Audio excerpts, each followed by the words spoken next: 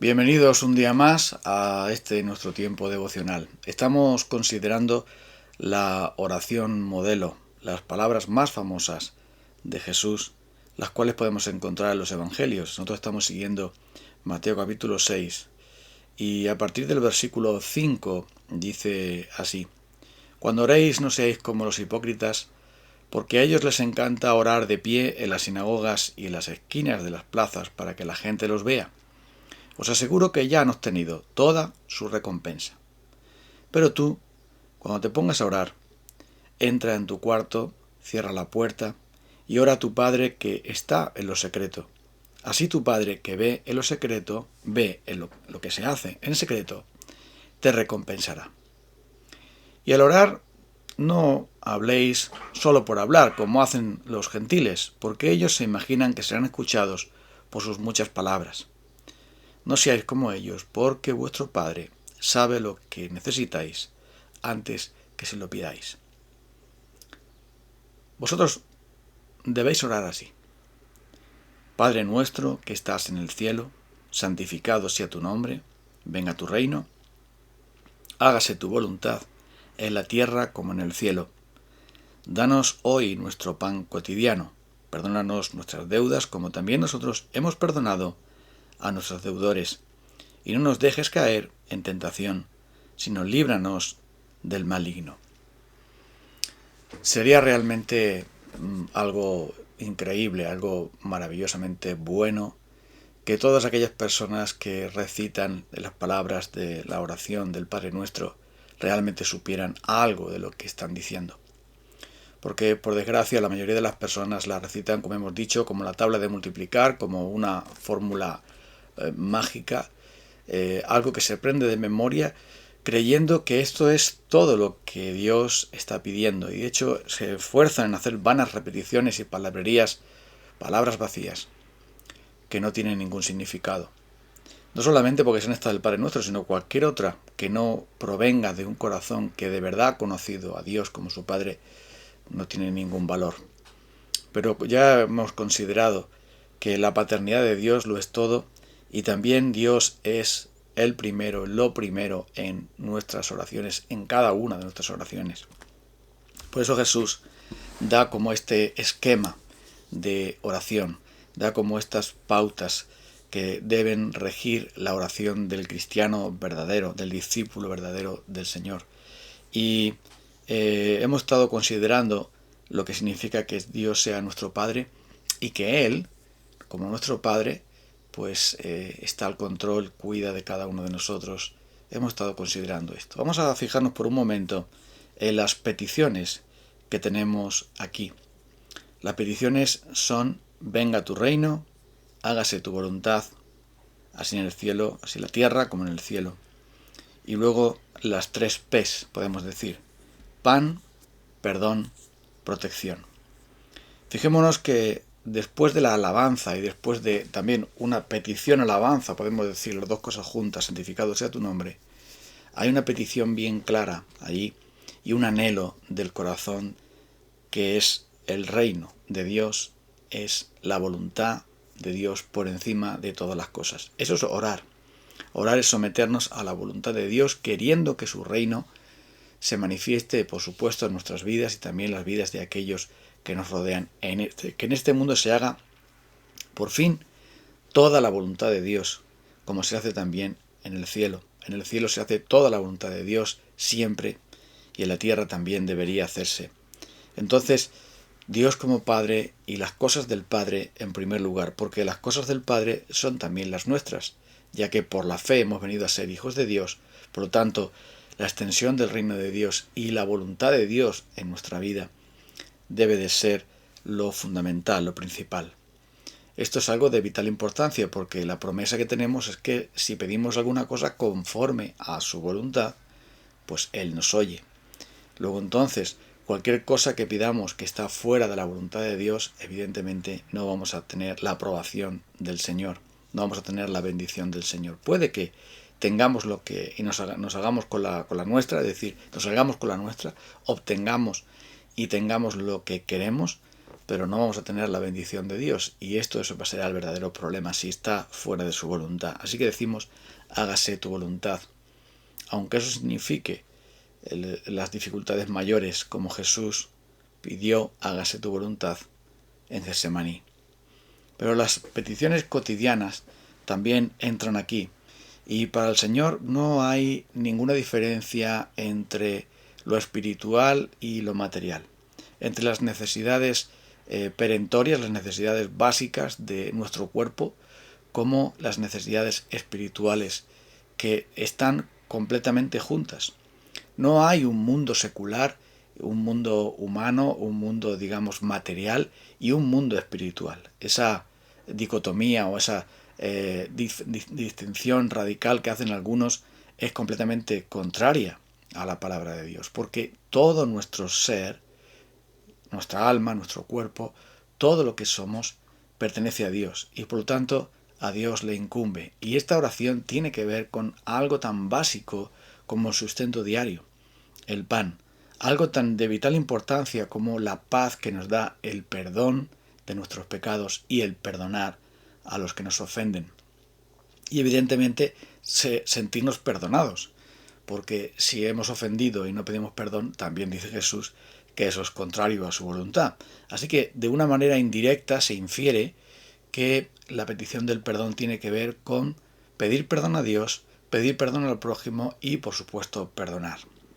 Así que después aparece la palabra protección, porque se habla de no nos dejes caer en tentación, mas líbranos del maligno, que también tiene que ver con esa necesidad fundamental de permanecer fieles a Dios. ¿Por qué? Porque la tentación es la llave del pecado. La tentación es la clave para que podamos pecar, para que pequemos. La inmensa mayoría de las veces el pecado es consecuencia de la tentación y es también una artimaña del enemigo, del diablo, del maligno. Por eso Jesús nos enseña que el pan también está en el propósito de Dios. Dios nos da la salud, nos da la fuerza, nos da la habilidad, nos da la oportunidad de honradamente ganar el pan y poder también compartir con el que padece necesidad, como dice el apóstol Pablo, que de manera serena podamos cada uno ganarnos la vida de la manera en que Dios nos provee, porque así, de este modo, también glorificamos a Dios. Es por eso que se recuerda aquí, danos. Pero esta palabra plural que aparece siempre en la oración, una oración que se hace en privado, pero que afecta a toda una comunidad. Cierra tu puerta, singular, ora a tu Padre, singular. No seáis como ellos, sino que tú, cuando tú lo hagas, es decir, es algo personal, pero luego la oración es plural, es comunitario, porque formamos parte de una sola congregación, de un solo pueblo, de un solo reino. Somos súbditos de un solo rey. Y es por eso que aparece aquí en plural, danos el pan cotidiano. Si tenemos ya ese pan por el cual debemos dar gracias cada día, también debemos pedir que ese pan sea también provisto por nuestro Señor para aquellos que son también del reino de Dios, aquellos también que quieren hacer la voluntad de Dios, aquellos a los cuales también nuestro Dios llama hijos y ellos llaman a Dios su Padre. Danos hoy nuestro pan cotidiano. Eso quiere decir que estamos pidiendo que no solamente nosotros, sino también tantos otros puedan tener ese pan y por supuesto esto implica que si tenemos oportunidad de bendecir a otros proveyendo para sus necesidades, esto también debemos hacerlo tal como nos lo enseña nuestro Señor Jesús con su palabra y con su ejemplo. Pero la siguiente expresión después del pan cotidiano es la verdaderamente problemática para nosotros, porque pedimos el perdón de nuestras deudas. Todo pecado es una deuda de amor que no hemos amado a Dios, es una deuda de amor que no hemos amado al prójimo, es una deuda de no haber omitido la obediencia que le debemos al Señor, sea de palabra, pensamiento o de obra. Sea como fuere, es una deuda. y le pedimos a Dios humildemente que nos perdone. Que nos perdone porque tenemos deudas. Es decir, al orar a Dios estamos recordando nuestros pecados, estamos recordando nuestras necesidades, no solamente materiales, sino también la gran necesidad que tenemos de perdón. Porque acercarnos a Dios y reconocer que su nombre es santo, que Él está en el cielo, que Él tiene un reino y una voluntad perfectas, eso quiere decir que inmediatamente vamos a ver no solo nuestra necesidad material, sino también espiritual, de sentirnos perdonados por Dios, de sentirnos aceptados por Él, de saber que Él nos ha perdonado. Y esto es algo tan básico, tan fundamental. Pero demasiadas veces decimos, perdona nuestras deudas, pero lo decimos así como concepto general. Lo decimos así como algo que queda muy bonito y decimos a Dios, ay, perdónanos nuestros pecados, pero no hay ninguna confesión ni arrepentimiento de pecado. Y esto es algo fundamental, porque dice el Señor, si confesamos nuestros pecados, Él es fiel y justo para perdonar nuestros pecados y limpiarnos de toda maldad. Luego entonces, esta oración no se repite ya por arte de magia, ya inmediatamente somos perdonados. No, lo que está diciendo aquí es que deberíamos confesar nuestros pecados a Dios como deuda que son, reconocerlos. Eso significa confesar. Confesar es decir la verdad, es decir toda la verdad, es decir nada más que la verdad. Es ser honestos para con Dios, es realmente reconocer nuestra deuda y nuestra culpa, nuestra corrupción, nuestra maldad, nuestras omisiones, nuestra falta de amor. Todo eso hay que reconocerlo para pedir perdón por nuestras deudas, porque ¿qué deudas tenemos? ¿Cómo podemos pedirle a Dios que perdone nuestras deudas ni siquiera mencionarlas, sin ni siquiera ser conscientes de ellos? Sin ni siquiera pararnos a pensar, pues qué deudas tienes tú con Dios. A lo mejor eres tan buena persona que no tienes ninguna deuda con Dios. A lo mejor soy tan bueno yo que no tengo ninguna deuda. Pero lo digo por decirlo. ¿Ves? Esta oración, cuando te detienes, entonces te das cuenta y la reflexionas sobre lo que está diciendo ahí, que Cristo está diciendo algo bien profundo. Vosotros oraréis así. Jesús no tuvo nunca ninguna deuda, porque Él fue perfecto, santo, y Él es perfecto y santo y jamás pecó. Pero nosotros sí debemos orar así. Sí debemos reconocer nuestras culpas, nuestros pecados. Y esto es básico, porque si no lo hacemos así, entonces no puede haber un arrepentimiento. El confesar quiere decir estar de acuerdo con el diagnóstico de Dios, estar de acuerdo con la ley de Dios, estar de acuerdo con la palabra de Dios que nos muestra nuestro pecado, con esa radiografía divina por la cual vemos la maldad. Y al confesar nuestro pecado, estamos viendo, estamos mostrando nuestro arrepentimiento, nuestro deseo de ser perdonados y apartarnos de todo mal. Por eso debemos confesar el pecado. Por eso debemos decir aquí, perdónanos nuestras deudas. Y esto es algo vital. ¿Ha perdonado Dios tus deudas? ¿Le has pedido tu perdón a Dios por tus pecados? Lo estamos haciendo eso, estamos confesando nuestros pecados. O simplemente estamos diciendo una frase que queda muy bien, una frase que está muy bien para digamos, para una reunión de oración o para algo personal. Sí, somos pecadores todos. Que Dios perdone nuestros pecados. ¿Pero eso qué quiere decir? Eso son palabras vacías. La mayoría de las veces no significan nada, porque no ha habido un reconocimiento y un dolor por nuestro pecado, por nuestras deudas.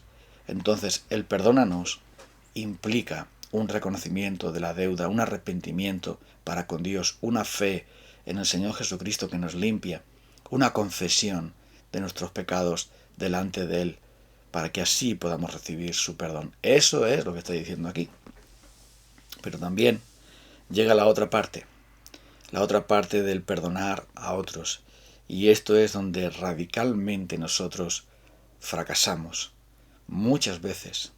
Porque pedimos que Dios perdone nuestras deudas, pero perdonar a aquellos que nos deben, ¿estaremos dispuestos a hacerlo? ¿Estaríamos dispuestos a considerar? Porque dice aquí, hemos perdonado.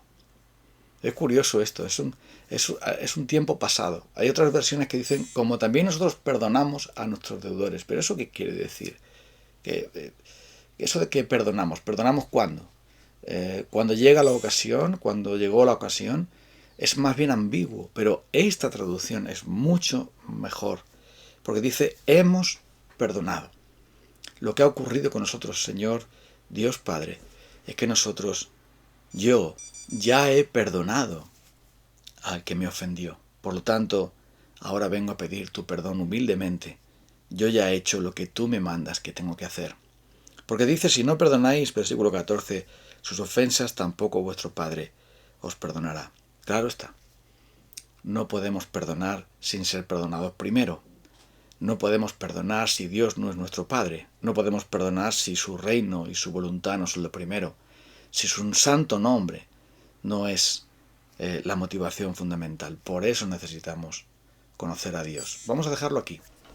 Y vamos a venir mañana para terminar la reflexión sobre este Padre Nuestro. Pero vamos a orar primero para que Dios nos haga entender qué significan estas palabras y aplicarlas a nuestra vida. Señor, gracias porque esta maravillosa oración nos muestra quién eres tú y también quiénes somos nosotros delante de ti. Y gracias porque tú estás interesado en el bien completo de nuestro cuerpo, también de nuestra alma, también de lo más profundo de nuestro ser, dándonos el pan, el perdón, la protección, la sanidad para nuestra vida y nuestras almas.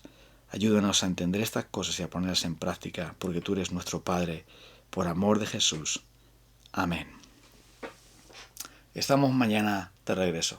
Un abrazo, bendiciones.